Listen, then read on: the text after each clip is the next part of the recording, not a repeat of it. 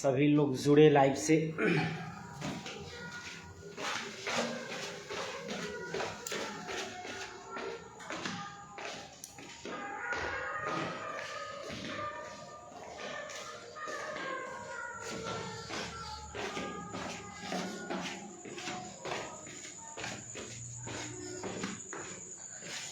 सभी लोग लाइव से जुड़े।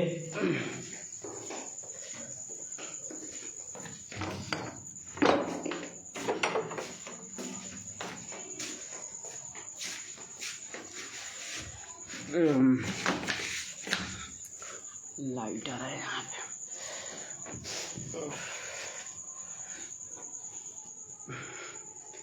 सभी लोग लाइव से जुड़िए, लाइव है।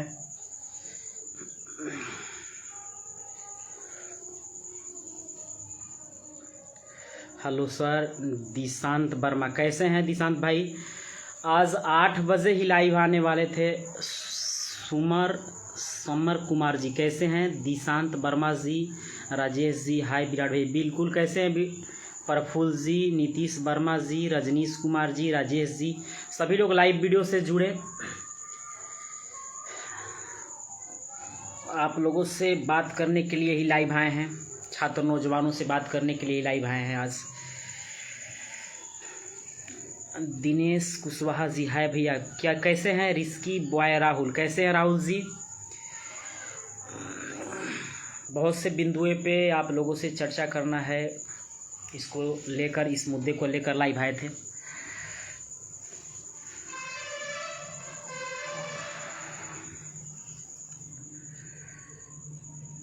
कैसे हैं? बिल्कुल बढ़िया है प्रफुल्ल जी, आप बताएं आप कैसे हैं?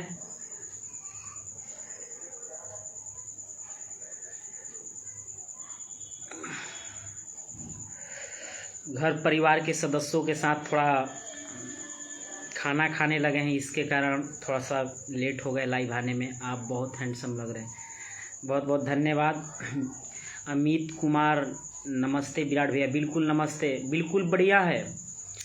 लगातार हमारा अभी प्रोग्राम चल रहा है, सासाराम विधानसभा का दौरा कर रहे हैं और उसके साथ साथ समस्त जगहों का दौरा कर रहे हैं, जहां भी छात्र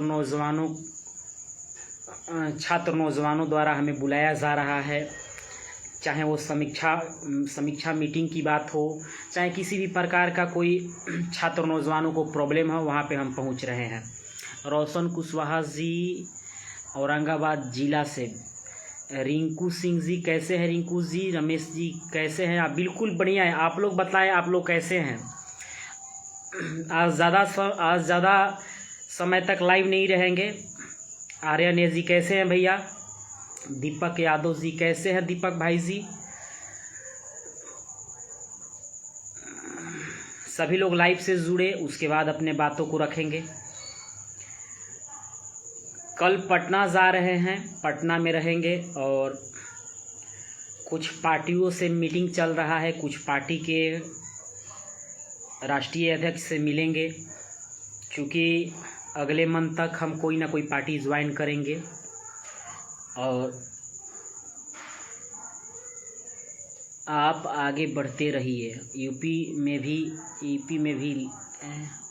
भी लिंक बनाइए। बिल्कुल, हम नवादा डिस्ट्रिक्ट से हैं। बिल्कुल, आप ऐसे ही मुस्कुराते रहिए और समाज के विकास। नमस्कार भैया, दुल्हन बाजार से। बिल्कुल, आपका नंबर नोट हो जाएगा। प्रवीण सिन्हा जी, कुशवाहा समाज के गौरव हैं और फ्यूचर के लीडर हैं। राजेश कुमार मेहता जी, बहुत बहुत धन्यवाद राजेश भाई जी। सम्राट मनोज भाई, लव यू भैया। 17 सितंबर को हम गए थे, 27 सितंबर को हम गए थे सासाराम में विभिन्न लॉजों का हमने जायज़ा किया। विभिन्न लॉजों में गए और वहाँ के समस्त छात्र नौजवानों से मिलने का काम किए। वहाँ के समस्त छात्र नौजवानों से मिलने का काम किए। देखिए, जो छात्र नौजवान उच्च शिक्षा के लिए, बेहतर भविष्य के लिए, वो सासाराम, आरा, बिहार के छोटे छोटे जो ज़िला हैं जहाँ पे शिक्षा का हब है, वहाँ पे जा रहे हैं। लेकिन जो उनका जीवन में यापन का शैली है वो बहुत ही कठिन है। इतना भयावह स्थिति हमने पहले कभी नहीं देखा। मैंने तो कभी लॉज में रहा नहीं, लेकिन लॉज में रहने वाले छात्र नौजवानों की जो स्थिति है, और जितने भी बिहार के लगभग सभी ज़िलों का ये स्थिति ऐसा है कि शिक्षा के प्रति जो हमारे बिहार की सरकार है वो पूरी तरह से विफल है। शिक्षा, स्वास्थ्य और रोज़गार के इन मुद्दे को दबाने के लिए हमेशा से हिंदू मुसलमान कराया जाता है, आपस में जातीय हिंसा कराया जाता है। अभी नई सरकार बनी है, महागठबंधन की सरकार है, लेकिन कमान तो नीतीश कुमार जी के हाथ ही में है। अगर जब तक सत्ता पे यूथ नहीं रहेगा, कोई युवा नहीं रहेगा, तब तक बिहार में विकास असंभव है। हम ये नहीं बोल रहे हैं कि महागठबंधन में सरकार है तो इसके कारण विकास नहीं हो पा रहा है। विगत 16 सालों से बिहार का स्थिति ऐसा ही बना हुआ है। अगर मुख्यमंत्री तेजस्वी यादव भी होते तो बिहार का दशा और दिशा परिवर्तन होता, नो डाउट ज़रूर परिवर्तन होता। चूँकि एक युवा ही दूसरे युवाओं का दर्द समझता है, एक छात्र ही दूसरे छात्र नौजवानों के दुखों को अनुभव कर सकता है, वो छात्र जीवन को अनुभव कर सकता है। तो बिहार में बदलाव होना लाजमी है। सत्ता पे कोई भी बैठे तो युवा बैठे, यूथ बैठे। तेजस्वी यादव भी बैठते, नो डाउट परफेक्ट था, लेकिन सत्ता पे नीतीश कुमार जी है, महागठबंधन की सरकार है। हमें इस सरकार से काफ़ी अपेक्षा है, और ये सरकार छात्र नौजवानों के प्रति, युवा के प्रति, रोज़गारहीन के प्रति कुछ बेहतर करने का काम करेगी। आज जिस प्रकार से ये बिहार के छात्र नौजवानों के भविष्य के साथ बड़े पैमाने पे खिलवाड़ किया जा रहा है। अभी पीएम पैकेज के अंतर्गत जो युवाओं को, छात्र नौजवानों को 1 करोड़ प्रत्येक साल 1 लाख युवाओं को प्रशिक्षण देने का वादा किया गया था, वो पूरी तरह से फेलियर हो गया।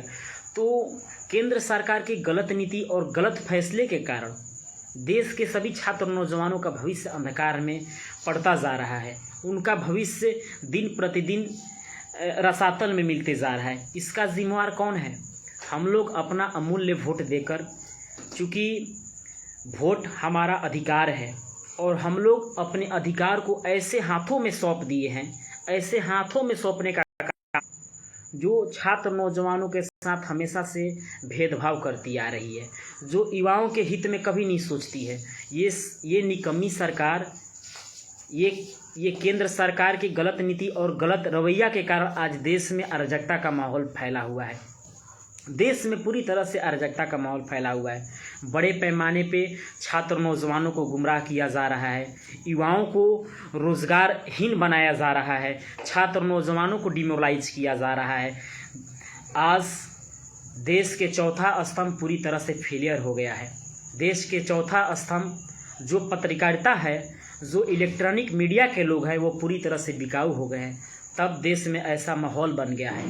आज बड़े पैमाने पे हिंदू मुस्लिम का नाम लगा, हिंदू मुस्लिम कराया जा रहा है और जातिगत हिंसा फैलाया जा रहा है। देखिए क्या हो रहा है बिहार में हमारे समाज के साथ। बड़े पैमाने पे औरंगाबाद में भी विगत, ये तो कोई बोलने वाला बात नहीं है, विगत इतने सालों से 2-3 सालों से अपने समाज के जनप्रतिनिधियों का तो हत्या होते आ ही आ रहा है। बड़े पैमाने पे हत्या हो रहा है। इसका जिम्मेवार कौन है? इसका जवाबदेही कौन है? इसका जवाबदेही कौन है? और आज बड़े पैमाने पे अपराधियों पे नकेल नहीं कसा जा रहा है। अपराधी खुलेआम घूम रहे हैं, बड़े पैमाने पे अपराधी खुलेआम घूम रहे हैं। अभी रिसेंटली हाल ही में सासाराम में जो हमारे समाज के स्तंभ थे, हमारे समाज के जो धरोहर थे, महान सम्राट अशोक, जिनके स्तंभ के पास मज़ार बना दिया गया है। तो हम इस पे ज़्यादा टीपा टीपी नहीं करना चाहते हैं। बहुत से ऐसे लोगों का कॉल आया है कि आप मुस्लिम समुदाय के प्रति वीडियो बनाइए, उनको टारगेट करने का काम करे। लेकिन इस देश के आज़ादी में जितना योगदान हमारे हिंदू भाइयों का था, उतना ही योगदान और उतना ही अहम योगदान और उतना ही बलिदान मुसलमान भाइयों ने दिया है। इस बात को हम एक्सेप्ट करते हैं, इस बात को हम मानते हैं, भले ही कोई माने या ना माने। बहुत से ऐसे लोग हैं जो बोल रहे हैं कि विराट जी को सासाराम विधानसभा से चुनाव लड़ना है, इसीलिए विराट कुशवाहा इस मैटर पे कुछ बोल नहीं रहे हैं, इस मैटर पे चुप्पी साधे हुए हैं। सबसे पहले वहाँ हम गए हैं, ये तो जांच करने वाली विषय है।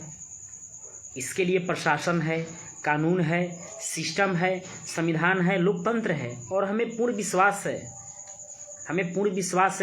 प्रशासन पे। प्रशासन जो फैसला करेगी उसको हम लोग मानने का काम करेंगे। किसी के अपशब्द बोल देने से, किसी के गलत फैसले के कारण क्या हमारे सम्राट का जो कृति है वो धूमिल हो जाएगा? हम समझते हैं बिल्कुल नहीं होगा, बिल्कुल नहीं हो पाएगा। क्योंकि सम्राट अशोक की कृति देश के साथ साथ विदेशों में भी था, विदेशों में था। बहुत से ऐसे छात्र नौजवान थे जिन्होंने आज हमें कॉल किया और सासाराम आने के लिए भी बोले। तो मैंने बोला उनसे कि अभी कोई बड़ा इशू नहीं है, आप लोग जहाँ हैं वहाँ सेफ रहिए, सुरक्षित रहिए और इसे जातिगत हिंसा के रूप नहीं दिया जाए, इसे जातिगत हिंसा का रूप नहीं दिया जाए। अभी हमारा लक्ष्य है कि बिहार के पूरे पंचायत में, बिहार के लगभग पूरे पंचायत में अशोक स्तंभ बनाने का, पूरे पंचायत में अशोक स्तंभ बनाया जाएगा और इसका शुरुआत नवंबर से किया जाएगा। बड़े पैमाने पे हर एक पंचायत में अशोक स्तंभ बनाया जाएगा, क्योंकि ये देश बलिदानों का देश है, ये देश संविधान का देश है, ये देश बाबा साहब भीमराव अंबेडकर के उस संविधान की है जहाँ की एकता और अखंडता पे हमें पूर्ण विश्वास है। और इस देश की गरिमा और इस देश की एकता को हम लोग कभी भंग करने का काम नहीं करेंगे। हम छात्र नौजवान हैं, हम लोग अपना आइडियोलॉजी किसको मानते हैं? उन लीडर को मानते हैं जो देश को हमेशा शोषण करने का काम करते हैं, जो देश को हमेशा तोड़ने का काम करते हैं। तो जाति और धर्म से परे होकर हमें एक दूसरे को हाथों को मजबूत करना है, सभी छात्र नौजवानों के हाथों को मजबूत करना है और इसका आगाज़ हम कर रहे हैं।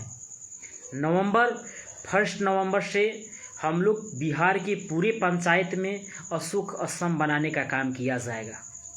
इसको लेकर समाज के सभी लोगों से बातचीत चल रहा है, समाज के कुछ मंत्रियों से बातचीत चल रहा है, समाज के कुछ बड़े पूंजीपतियों से बातचीत चल रहा है, समाज के कुछ छात्र नौजवानों से बातचीत चल रहा है और जल्द ही आप लोगों के बीच हम अपनी बातों को भी रखने का काम करेंगे और एक समय निर्धारित करेंगे। बिहार के सभी समुदाय के लोगों को एकजुट होना होगा, सभी छात्र नौजवानों को एकजुट होना होगा, क्योंकि ये जो स्तंभ है ये हमारी देश की पहचान है। ये 26 जनवरी 1950 में देश का राष्ट्रीय चिन्ह घोषित किया गया था इसको।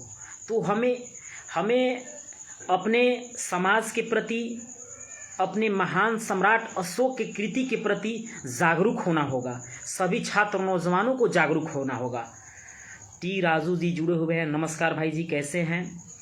परवीन पटेल जी, मुनीलाल मेहता जी, कैसे हैं आप लोग? अनिल सिंह जी, आलोक कुमार, कैसे हैं आप? तो आप लोग को एकजुट होना होगा और इसका शुरुआत हम लोग नवंबर से करेंगे। प्रत्येक पंचायत में अशोक स्तंभ लगाया जाएगा, प्रत्येक पंचायत में अशोक स्तंभ लगाया जाएगा और इसका शुरुआत हम लोग करेंगे। अगर इस लड़ाई में, इस मुहिम में अगर हमारा कोई साथ देगा तो आप लोगों का जोरदार स्वागत है। अगर जो साथ नहीं दे रहे हैं उनका भी अभिनंदन है, लेकिन हम लोग निश्चय ही इस काम को करने का, इस मुहिम को छेड़ने का काम करेंगे। जो भी समाज के इच्छुक छात्र नौजवान हैं, हमारे अभिभावक हैं, युवा साथी है, आप लोग ज़मीन देने का काम करें। ज़्यादा ज़मीन नहीं, 20 गज, 10 गज, 5 गज भी ज़मीन रहेगा तो हम लोग वहाँ पे बैठा देंगे। आप लोग देने का काम करें, क्योंकि हमें बचाना होगा अपने इतिहास को, हमें पढ़ना होगा अपने इतिहास को, हमें समझना होगा अपने पुरखों की बलिदान को, हमें देखना होगा अपने समाज की स्थिति को, हमें झेलना होगा समाज के स्तंभ बनकर, समाज के रीढ़ बनकर, समाज के बागडोर को संभालना होगा। तो इस मुहिम में आप लोगों को हमारे हाथों को मजबूत करना होगा। और हमारे साथ अभी से ही बहुत से छात्र नौजवान जुड़े हैं। प्रत्येक ज़िला में लगभग 500,000 छात्र नौजवान हमारे साथ जुड़े हैं। और आप लोगों के बीच हमारा जल्द ही फेसबुक पर एक ऑफिशियल पेज जारी हो जाएगा, चूँकि लगातार हमारे आईडी को रिपोर्ट मारा जा रहा है। अभी हमारे आईडी का ये कंडीशन हो गया है कि आईडी पे व्यूज भी शो अप नहीं कर पा रहा है। जिस पे 10,000, 5,000, 8,000, 6,000 व्यूज है, उसको 2, 4, 6 दिखाया जा रहा है। हमेशा रिपोर्ट मारा जा रहा है। एक साल में 6 आईडी हमारा बैन हो गया।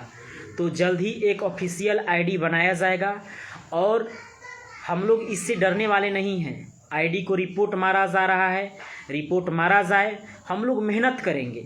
जितने भी छात्र नौजवान जुड़े हैं, आप लोग सभी लोग शेयर करें।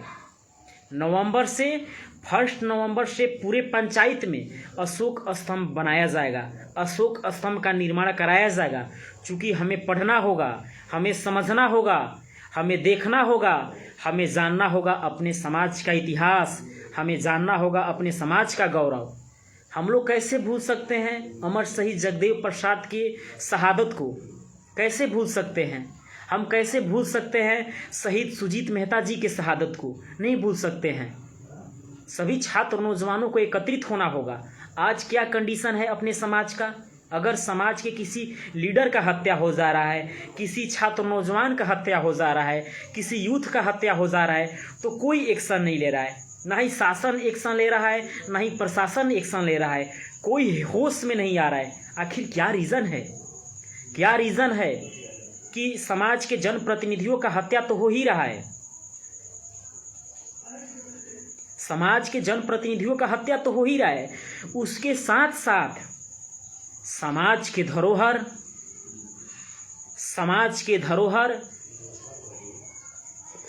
के धरोहरों के कृति का उल्लंघन करने का काम किया जा रहा है। बड़े पैमाने पे कृति का उल्लंघन करने का काम किया जा रहा है। हम लोग देखते आ रहे हैं ऐसा। इससे पहले एक दया प्रकाश सिन्हा कोई नाटककार था, वो 2 कौड़ी का नाटककार सम्राट अशोक के कृति का उल्लंघन करने का काम किया। क्या हुआ उसका? क्या हुआ उसका? उसके नाम के पीछे सिन्हा लगा है तो वो कुछ भी बोल सकता है, वो कुछ भी कर सकता है। और हमारे नाम के पीछे कुशवाहा, कोयरी, साक, सैनी, मौर्य लगा है, मेहता लगा है, तो हम लोग कुछ नहीं कर सकते हैं। वाई? हम लोग क्यों कुछ नहीं कर सकते हैं? हमें जानना होगा। हमें मजबूती से जाति और धर्म से परे होकर एक बेहतर समाज को निर्माण